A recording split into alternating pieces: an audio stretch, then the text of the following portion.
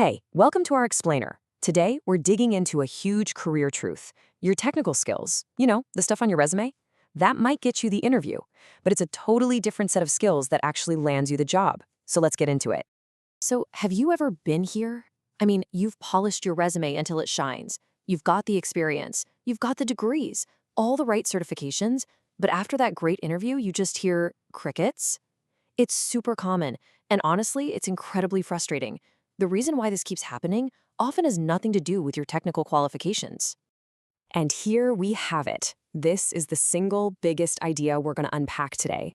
Your hard skills, all that technical stuff, they're basically the price of admission. They get your resume past the bots and in front of a real human. But it's your soft skills that seal the deal and convince them you're the one they have to hire. Okay, so to really get this right, we first have to be crystal clear on what we're even talking about. What's the real difference between these two skill sets? Understanding this is absolutely the key to building a professional profile that's, well, undeniable. I love how this slide just lays it all out. On the left, you've got your hard skills. Think of these as the what you can do. You can teach them like a coding language, and you can measure them. Pretty straightforward. But on the right, you've got soft skills. This is all about how you do your work. It's your personality, how you interact with people. It's way harder to put a number on, but man, they are valuable everywhere you go. So let's zoom in on hard skills for a sec. These are those concrete abilities you can just list on your resume, no problem. Can you code in Python? That's a hard skill. Are you fluent in another language? That's a hard skill too.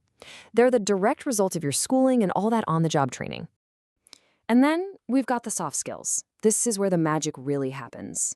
These are the personal traits that make you an awesome teammate, a great leader, just a fantastic employee. How do you communicate? Do you work well with others? What do you do when you face a problem with no easy answer?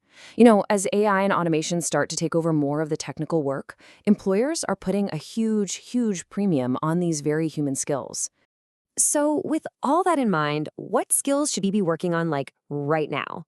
Well, we're going to look at the top 5 soft skills that companies are desperately looking for as we head towards 2026. Seriously, these are the skills that are going to future-proof your career. All right, coming in at number 1, adaptability and flexibility. I mean, think about it. The world is changing so fast. Priorities shift, tech evolves overnight. Being able to pivot, to learn on the fly, and just roll with the punches isn't just a nice to have anymore. It's a flat-out requirement. So, how do you actually prove you have this skill? Well, you don't just write, "I'm adaptable" on your resume. That's not going to cut it. You have to show it with real results. Just look at this first example. Successfully transitioned team workflows to remote operations, maintaining 98% productivity. See that? That is powerful. It's proof, not just a promise. Next up, at number 2, we've got emotional intelligence, or EQ. Now, this is a big one. It's all about your ability to read the room, to understand and manage your own emotions, and to recognize and influence the emotions of the people you work with. It's literally the foundation of great teamwork. And here's how you take a kinda abstract idea like EQ and make it totally concrete.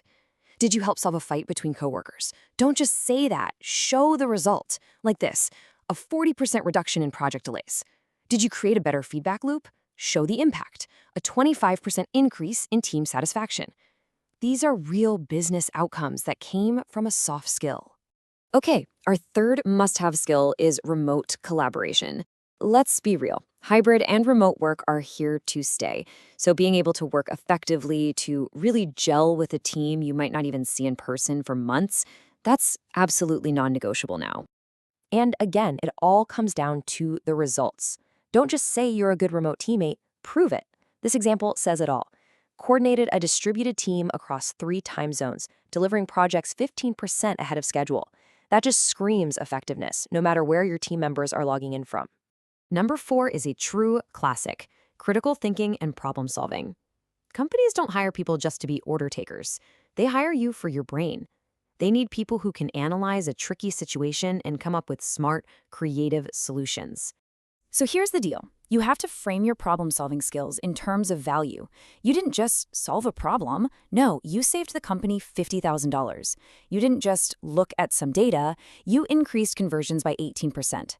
Always, always, always connect what you did to the bottom line.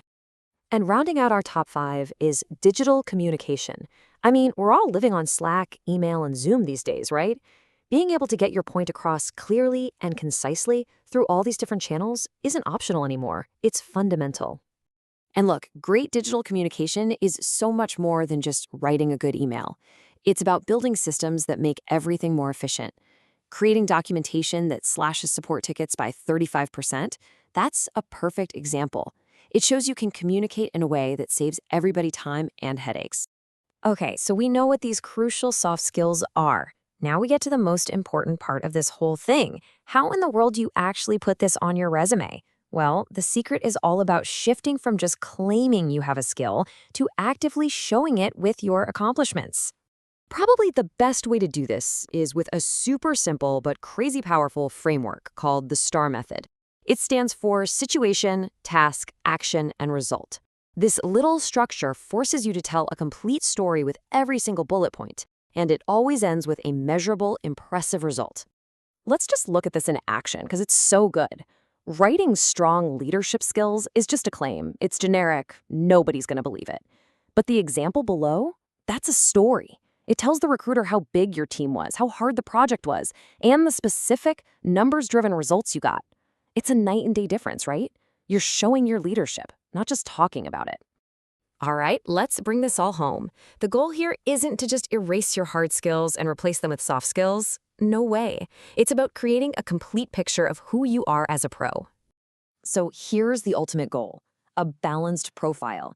You want to prove to an employer that, yes, you have the technical chops to get the job done, but you also have the people skills to be an amazing, collaborative, and super valuable member of their team. It's the whole package. And that leaves us with one last question for you to think about. Go ahead, pull up your resume right now.